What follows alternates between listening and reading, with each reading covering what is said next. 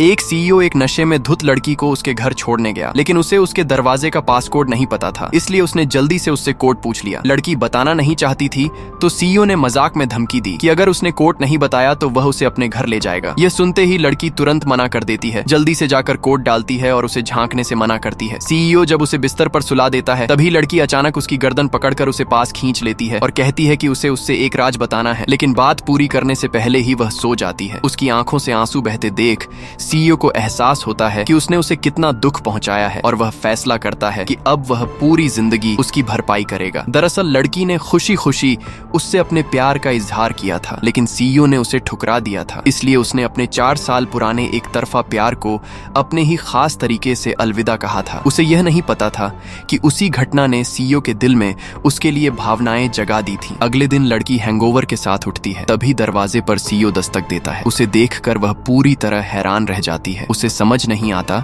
कि वह उसके अपार्टमेंट में क्यों आया है। ऊपर से उसने उसके लिए नाश्ता भी बना रखा था, लेकिन जब वह जाने से मना करता है तो लड़की गुस्से में आकर उसे बाहर निकाल देती है। जाते जाते सीईओ उसे धीरे से याद दिलाता है कि वह उसके जन्मदिन को अपने दरवाजे का पासकोड न बनाए, क्योंकि यह सुरक्षित नहीं है। यह सुनकर लड़की वहीं ठिठक जाती है। उसे मनाने के लिए सीईओ एक बहाना बनाकर उसके शूटिंग सेट पर पहुंचता है, लेकिन वहां वह उसे निर्देशक के साथ स्क्रिप्ट पर चर्चा करते हुए देखता है। अब भी ठुकराए जाने से दुखी लड़की उसी सीन का सहारा लेकर उस पर ताना मारती है और कहती है कि जब हीरोइन को किसी घटिया आदमी ने छोड़ दिया हो तो उस आदमी को बहुत बुरा अंजाम मिलना चाहिए। यह सुनकर सीईओ खुश नहीं होता, लेकिन वह माफी मांगने आया था इसीलिए चुप रहता है। लड़की यह कहकर चली जाती है, लेकिन सीईओ भी हार मानने वालों में से नहीं था। घर जाकर वह अपने ऊपर शराब गिरा लेता है, फिर नशे में होने का नाटक करते हुए उसके दरवाजे पर पहुंच जाता है और पासकोड लॉक पर बेतरतीब बटन दबाने लगता है। तब तक लड़की कोड बदल चुकी होती है, इसलिए उसे लगता है कि कोई घुसपैठिया आ गया है। जब वह दरवाजा खोलती है